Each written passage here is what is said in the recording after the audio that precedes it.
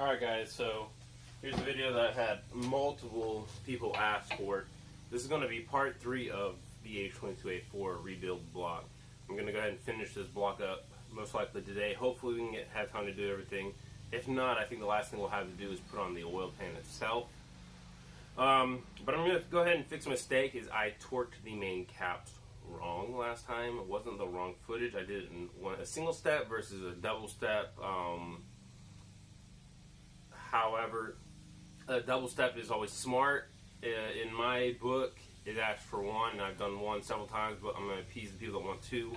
It's still going to reach the final torque spec and do the same thing realistically. Maybe just help it be better seated. This would be my 8th H22 to rebuild. Never had a problem with actually rebuilding these motors. These motors are actually really good to learn on and super stupid simple to rebuild. And there is a little bit of room for error depending if you're just doing an OEM refresh. They're not that hard.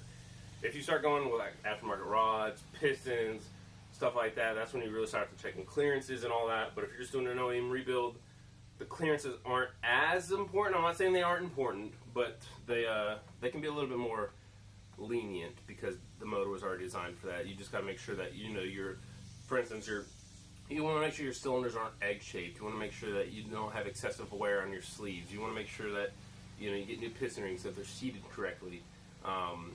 There are things you want to watch out for. I'm not going to get into that because I'll make this video stupid long and I'll talk about it forever.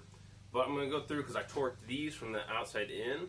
They should be torqued from the inside out and in dual steps, according to everybody. So to appease those people, I'm going to go through and fix this. And it's going to start with the middle one right here. And after I get done torquing these to 32 pounds, I'm going to go to 54 foot-pound torque using my torque wrench right here. It's a 14 millimeter bolt, and we're going to go ahead and get started. It's going to go 1, 2, 3, 4, 5, 6, and then it's going to jump all over here, 7, 8, 9, 10. And like I said, I'll show you that pattern after I get these all torqued to 32 and then 54, and I'll show you all the pattern up close to see what I did.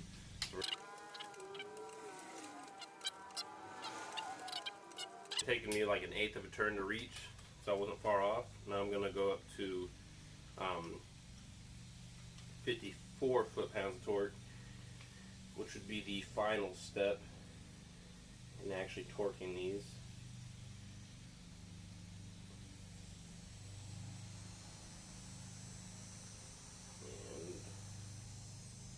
And up there. Alright.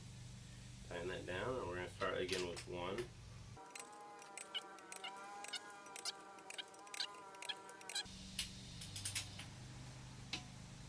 And 10. Oh, right when my camera failed too. Alright, so I think what it is my case is too big and it throws off the balance of the stand. But here we go. So I'm going to turn and face the way I'm looking at it so y'all can see the pattern that I used.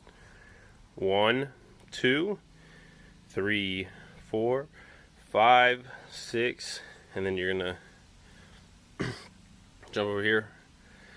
7, 8, 9, 10. So again, 1, 2, 3, 4, 5, 6, 7, 8, 9, 10. The girdle's seated, it's torqued correctly. Now we're going to put on the baffle plate back on, and we're going to continue putting all the other accessories back on this motor. Alright guys, welcome back. We are going to be finishing up this short block today. So that includes, so something I did off camera was I put in these plugs. These are in, they're good. JB welded, you can see here. Here I even went around to the backside and applied some JB weld on the backside. Everything is completely dry. So with that being said, this oil pump is ready to go back on. I went and picked up some RTV, or Permatex, I should say, red RTV silicone, high temp gasket maker, because you are going to apply some around where this mates here, here, here, and you want to go around here too, just to be safe. You want everything nice and cleaned up, because this is going to sit in here like this. You want to make sure that you don't got oil spilling out everywhere and whatnot. I got to turn this so that it lines up with the teeth here on the crank. Let me see if I can get it. There you go. It'll sit basically like this. We'll have it all bolted up. I got all the bolts here. I also got the gasket. We got this gasket. I'm sure I got the part number somewhere. And then you're also going to have this oval gasket, which is right here on the back side. So let me put this down. Here is the part number, 15113P13003. Again, HondaPartsNow.com. It's the only oval-shaped one we got on the motor. And like I said, that goes right here, which is going to plug up this oil orifice surface. Well, keep it from squirting out oil. So we're going to do that. And, yeah. You're also going to have another one that goes here, which is going to be your front main seal. I should have that. Here you go. Here is your front main seal. Wait, you know what? This is the wrong seal right here, buddy. Here it is. My apologies. This is the front main seal. So we got part number 91212. PAA01. Again, all genuine parts, all from HondaPartsNow.com. I think I spent over or close to $400. I got a lot of extra ones because I'm always fucking with these H motors, and some of these seals are getting harder to find. So I always like to order them in bulk and have plenty of backups and spares. And a lot of people say, oh, they're not worth the money for Honda seals. Think about it, guys. I know a lot of people are going through oil leaks and stuff now, but I mean, these cars are like 18 plus years old, you know, talking about like from the 2001 Prelude, 19 years, you know, now, like they're old cars. So if these seals lasted that long and you're now just having leaks, or you were having leaks 2 or 3 years ago, like these seals still lasted over 10 years. So if you do it properly, you won't have to really maintain or do the seals again for a very long time. You might not even have the car by then. So you do it right the first time, and you won't have to do it, you know, for a very, very long time. Again, OEM Honda pump, water pump. I always make sure I do OEM parts, especially for the water pump and stuff like this. They have very good water pumps. Don't cheap out. They got like $20 water pumps, and I've showed you all the difference between the $20 ones and the more expensive ones. The casting is different. The bearing for the pulley is different. They just don't feel as good. They feel cheaper, and you could have problems a couple of years down the road. And I'm not saying they won't work. I'm not saying I haven't known people that have success. I'd rather run Honda because I know they're going to put out some quality stuff. So yeah, we're going to put this on. I'm going to RTV all along this crack right here, like I said, around here, here, and then we're going to go ahead and put all these bolts in. All of my bolts are down here, laying here for my oil pump, and yeah, we're going to go ahead and get this shit done. Okay guys, so I just want to emphasize that you're really only going to RTV these sides here, because this is going to go there and the oil pan is going to go there. So really you're just sealing up the sides here, all the top side and all that, and you want to make sure that you get a good seal on that, again, so you don't have oil go everywhere. This is its own area. I try not to RTV this. I might put a little bit around it, just barely, but it's not needed for there. Really you're just going to go all around the top side of it. You're not really getting where the seal is. Okay guys, so I got my oil pump on. These are going to be your only 12s. You're going to have the two 12s here, which put on the timing tensioner. Either it's going to be auto or manual. And then you're going to put on the plate, 12, 12, and the nut here. And then the rest are going to be 10 millimeters. You're going to have 10, these two 10s, which are going to be the same size, and this one long 10 that's over here. And that's literally all that sits on the oil pump to get it in place. We have our rear main seal on here. Basically, it's a little flush with the inner circle. Don't want to go any further with it. That sits right there where it needs to be. It's that easy. You get it on, you got to line up the crank and whatnot. Everything spins over super, super easy. Okay, so before I put the pan on, I'm going to go ahead and stick my water neck on, or my water pipe or whatever, my back pipe. So here is the part number for the O-rings, 9134 PR7A00. One goes here, one goes here. I put a little lubricant on them to make them easier to slip in to here. And then I'm going to replace both of these hoses with brand new ones. Got these from Honda Parts Now as well. 19521 P13000 is for this one, which is going to sit on there like this. You can see it has a curve, and then this one's going to go here into the water neck nipple over here, and that one is 19522 PT2 sorry 000. And I got all better than OEM clamps. They lose tension and whatnot and tend to leak, and I just want to go ahead and replace these because these ones on the back were old. Bless you, baby. So I'm gonna put these on. It's not that hard. Like I said, I wish I had my tripod so I could show y'all everything going on while I'm doing it, but I just broke that leg, so y'all bear with me. I'm gonna put this water neck on, and we'll move from there. Okay, so I still got to tighten this bolt right here, which is what turns this. So this bolt that goes in here needs to be tightened. I gotta find the bolt that goes into here, and then the water pipe is on. So the hoses are ran this way.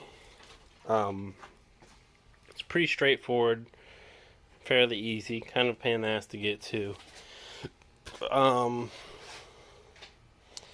But yeah, always fun stuff. So I think that I'm going to let this dry for a little bit longer, and then I'll flip it over and I'll do the oil pan, the oil pickup tube, and all that good stuff. And we'll keep chugging along, guys. We're making pretty good progress so far. Okay, so this is dried good enough for me for right now. We're going to go ahead and put on the oil pickup tube. I'll probably clean this off because it's been sitting here for a little while and there's some stuff in it. But here is the part number for the seal that goes right here. It looks like that. 15221 P5K 004. And no gasket maker is required here. You don't actually want to put any there because you could end up sucking it up. But this sits here just like this. And then you got the two 10mm bolts that go here and the two nuts that go here. And then that's on. And then you put your oil pan on over this. So let's get to it. So as you see, I kind of don't know what happened to my tins here. Obviously, this is literally all Prelude bolts here for the most part. So that came off of Prelude or building the motors or just all the Preludes I've owned over the years. It's fucking heavy, but there's a lot of stuff in there. And I found stuff that works. Short tins. These are obviously, this is the one that comes with it. There's another one that's just similar in length. And then these two nuts. There's torque specs to these. I kind of just use my 3/8 and get them nice and snug. Obviously not tight enough where I'm going to strip anything around anything off. But now this motor is ready for its oil pan.